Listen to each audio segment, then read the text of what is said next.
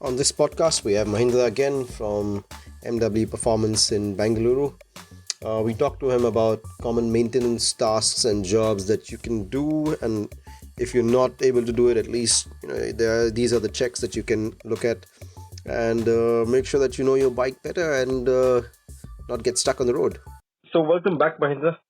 It's good to have you back on the podcast. We've been seeing you working on quite a lot of bikes recently. So, Yeah, how's it going?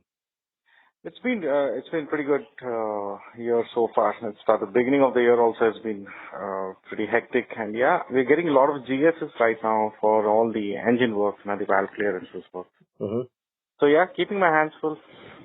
Is that, apart from the topic that I wanted to have a chat with you about today, Yeah. is that is valve clearance checks?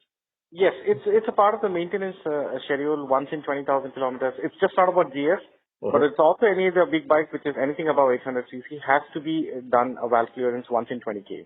Okay. So the benefit of this is the throttle response will be more better, the engine response will be more sharper. Mm, mm, mm. Cool. So let's get into the whole the maintenance part. Uh, Yeah. I mean, I do my own maintenance jobs, and there's a checklist that I keep in front of me, and uh, I keep thinking, maybe I should ask, an established garage if that's the right thing I'm doing. Mm-hmm. These are right checks that I'm doing Okay. before I do it. So, I'll run you a few of them that I look at, and then maybe Okay. you can add to it and say, hey, listen, you know what, you should be adding this or this. So, Sure, sure. Please go ahead. not the basic ones. I'm gonna get into a little more apart from just the pre-ride ones. So things like I'll start from the front again. Just how do I checking my brake pads? Mm-hmm. Am I able to change the headlight bulb on the way Mm-hmm. somewhere if I get stuck? Mm-hmm. Checking on my battery. Uh, Mm-hmm. how, do I need to change my air filter at some point while I'm on a ride? Mm-hmm. Things like changing engine oil and oil filters. Okay. But these are some of the things that that's a little more advanced than a pre-ride check. What Okay. are the common maintenance tasks that you think somebody can do without requiring a garage? Uh, so let me put it this way. Now, tomorrow, I have a right to go around. So I pretty much do all the checks much before going in. But there are times when people who want to go in for a ride and they're stuck in in between the vehicle is not starting or something like that. There are certain things can actually, if you do it yourself, probably it will help you out in that last resort. Maybe our reach may be the last, but definitely it will help you out in that moment. For example, now that you said like it's the battery. Mm. What happens here on a heavy machine is due to the entire, the running in or whatever it is, because of the grime or the grind or whatever is happening inside the engine. Sometimes the terminals get loose. So the guy, when he stops in for a coffee or something like that, then he starts to turn on the bike. It doesn't, it doesn't pretty much get on. Mm. So what happens here is the battery terminals may be loose or any of the fuses would have been gone. Mm. So some electrical things are certain stuff which we basically tell any rider who's going for a long ride or a short ride. We tell them please thoroughly check it. Mm. Yeah. So that way, they're also not stranded, Mm. and we are also quite kind of confident that yes, the bike is perfectly fine before sending it out. Yeah. Yeah. So, like you said, if you're working on your bike, you would know exactly Exactly. what things need to be changed before you start a trip or after your trip, right?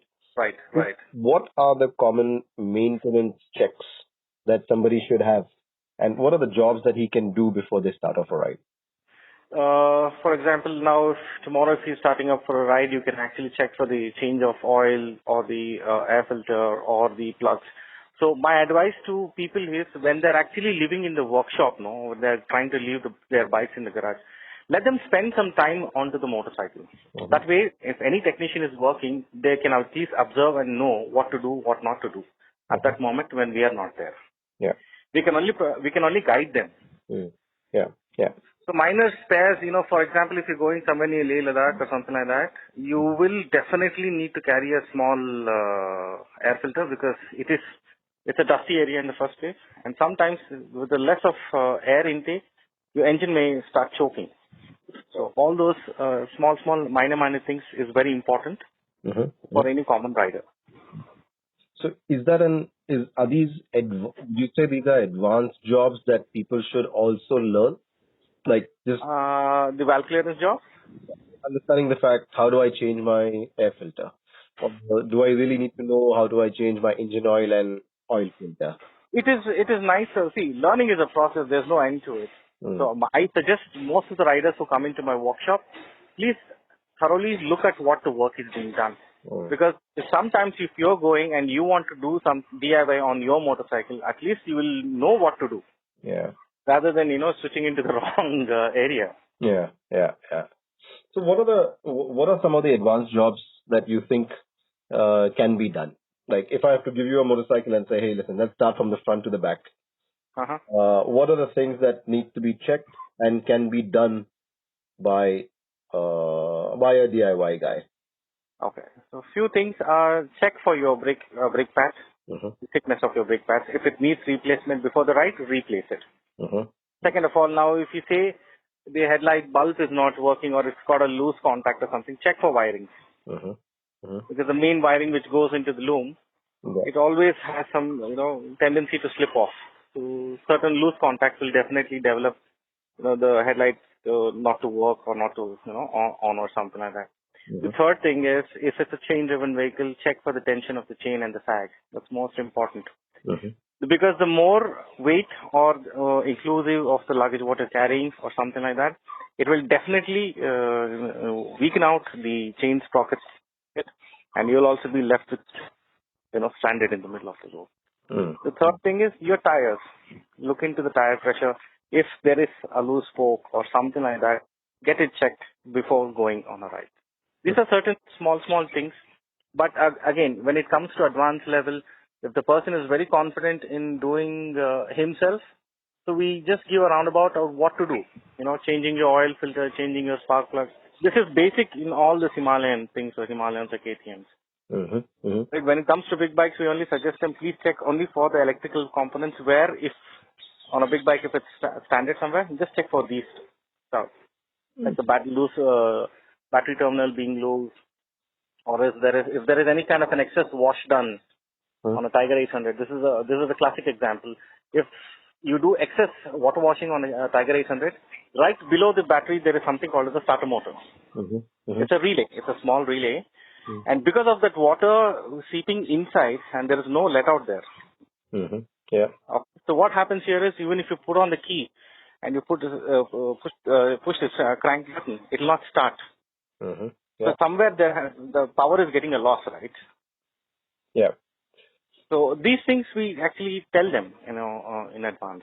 So it's better also even for the rider who's riding the bike, his own bike, should learn few things before his ride. So it makes it more easier. So you're saying mechanical and electrical both are very important. Minor things, not complex stuff. Minor things. Complex, we are here to help them out in terms of whatever the engine wear and tear is.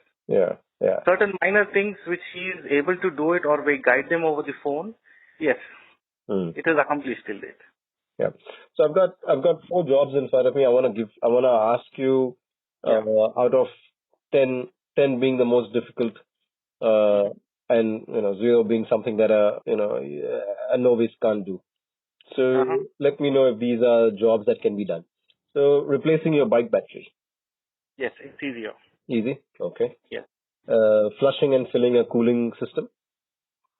Well, flushing out, it requires a little time, but it can be done only when the engine is actually cold. So it's a little complex, but it's not that, but you should have the right set of tools to pull out the entire hose and other things. Okay. Changing your brake fluid? Well, you need to do the bleeding in advance before changing the brake fluid.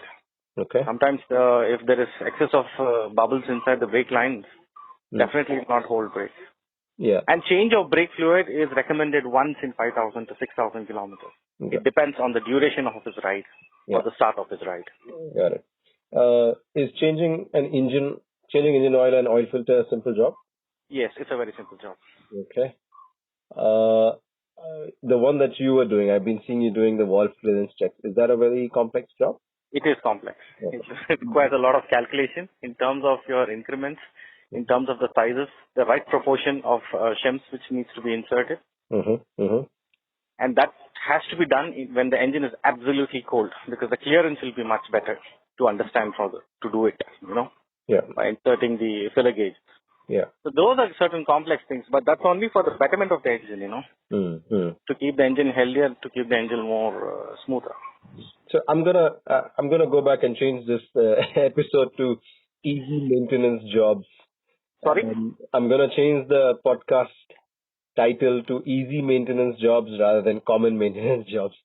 So Yeah, that's easier. yeah, so here's the list that I've got. So headlight, bulb replacement, somebody should know. Brake light, somebody should know. Yeah. Indicator bulb, somebody should know. How to check on your battery, somebody should know. Yeah. I mean, what are the other easy things that somebody can look at and say, hey, listen, this is something that I should know? What are the ones that you think is a must that For somebody... every common rider, there are a few things especially when he's got his chain-driven vehicle, they forget to actually lube the chain. Yeah. It's again the life of any transmission for any chain-driven vehicle. Yeah. Yeah. So that is something which they have to give a little thought much before their ride, or even after their ride, or wherever they're having a pit stop. So the chain lubrication is a must. Otherwise, you'll have a lot of humming noise. Yeah. Got it. Yeah. I believe you've got a few guests who had come over and then they're doing a multi-day ride. And Yes, we had a bunch of people who were actually trying to do the overland expedition this year. Okay. And this is something very interesting because one of the riders has actually done the overland ride, I think probably 2019. Yeah. His name is Raisin. Now he's pulled in with another 5-6 members who plan to do an overland ride. So the idea was very simple. Raisin, much before in 2019 when he wanted to do this ride, he actually pretty much spent one whole 2 days with us to understand about the motorcycle, what to do, what not, and all the DIYs. So in this case, when you're going in a group, the rest of the people will be banking on the person who is expertise rather than them learning it. Yeah. So we ensured that the whole day is dedicated to them, and we taught each and everyone how to do and how not to do, and what to do, what not to do, and what are the tools to carry. Yeah. And we made sure that they themselves are going to use the tools which is available under the seat or what they're carrying. Okay. Got it. Not with the tools which is there in the workshop. We've ensured that whatever needs to be removed or needs to be checked, please utilize those tools which is being provided with the motorcycle or the things which you're going to carry. Yeah. So it's a learning process. And eventually what will happen here is after they went back also they practiced it 2-3 times. Yeah, they fared well. So what are the top 5 things that you emphasize on for machine, not for human, that they should really know, and in case of emergency or in case of a breakdown? Okay, in case of a breakdown, what they should know about the motorcycle. One thing is there is the current versions of motorcycle which has come right now is a little more advanced compared to all the earlier versions which came. And with too much of electronics, people are getting panicked out. Yeah. For example, now the 1250 GS or the GSA, whatever is coming of late, within fraction of 500, 600 or 1000 kilometers, 90% of the people are finding a lot of errors on their TFT screens. Which is basically just a pop-up message. But it's got to do nothing with the mechanical version of the engine. So they get panicked out. Then they shut off their ride, whatever it is, they put their ride for a stop and then send it to an RSA, which is the most simplified version where you can actually rectify this then and there on the road. Okay. For a GS or a GSA, if you have any kind of a pop-up message error coming on, say for example, fault in engine control or something like that, just switch off the engine, disconnect the battery terminal, the negative terminal for 3 seconds, 3 to 5 seconds, and put it back. It's perfect fine. All the way? Yeah, all the way. Yeah. I've experienced this twice and I have done this twice. Yeah. So I know pretty much how it works. Okay. Yes. So basically you're saying with electronics and the advancement, errors, breakdowns are minimal, but you're saying is this electronic. It's just an electronic thing which can be rectified then and there. Yeah, got it. So at this point of time, so what is the kind of training that somebody has to go through mechanically if they're doing such a ride? If it's an advanced ride or something like that, we thoroughly tell them what all can be the errors you can come across during your course of your ride, right? And how to rectify this. Like for example, you have this throttle control error where you rev the throttle but the bike is not moving, right? It is because of a small sensor which is there in the right hand side of the throttle. Yeah. It's a solenoid which is actually an electronic strip. Electronics can fail anytime you want. There is no guarantee that it's going to last for long. But in sometimes what happens, the product itself is like faulty or something like that. That particular part can be replaced. Got it. Yeah. But is now the person who's trained, the guy who's heading the trip, and he's going to be the assigned mechanic or the technician. By the way, they're not carrying any backup tech or everything. Oh, okay. Wow. Because they prepared themselves itself. Yeah. So in accordance whatever they need, that we are here over a call to help them or guide them. Yeah. So rest and all, they are only doing it themselves. Like change of air filter, checking the battery terminals, changing the brake pads. If anything comes up, errors comes up, what to do, what not to do.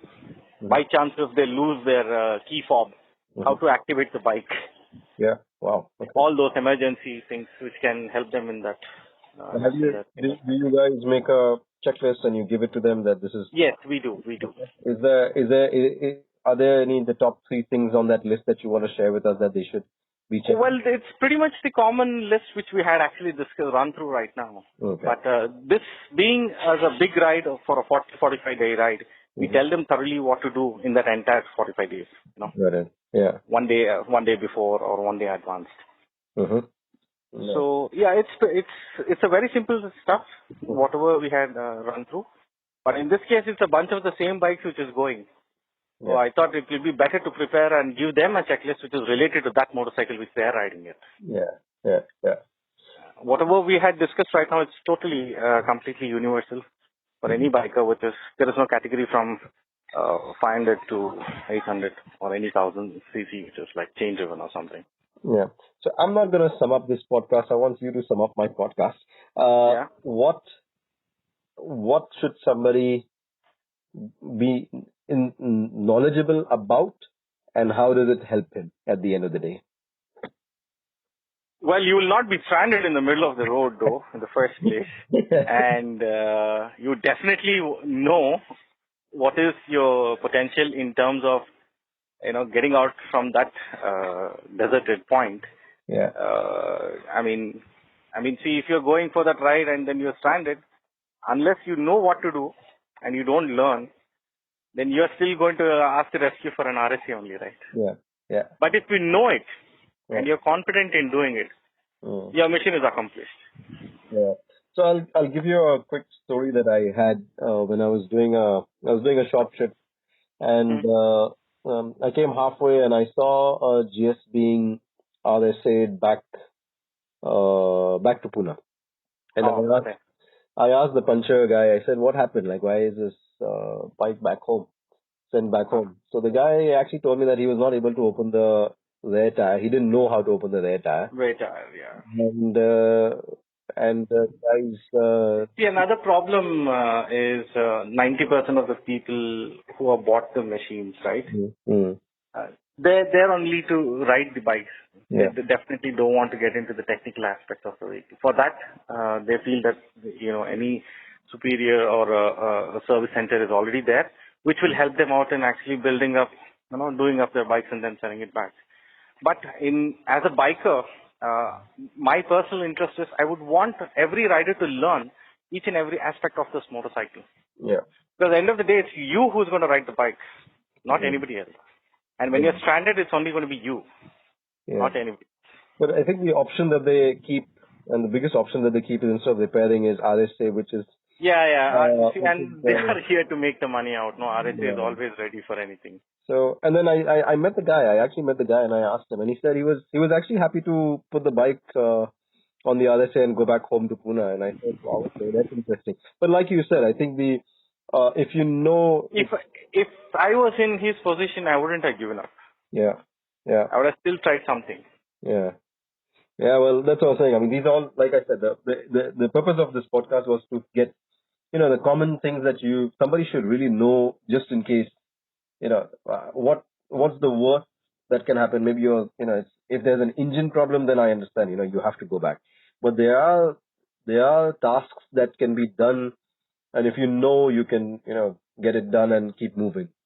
So, but you're right, though. I mean, these are just common things that somebody should know, and it'll keep you going at least. Yeah.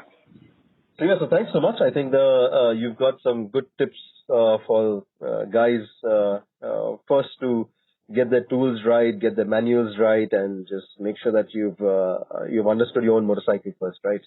So thanks, Mahendra. It's always a pleasure having you on our podcast. Thanks for listening to this podcast.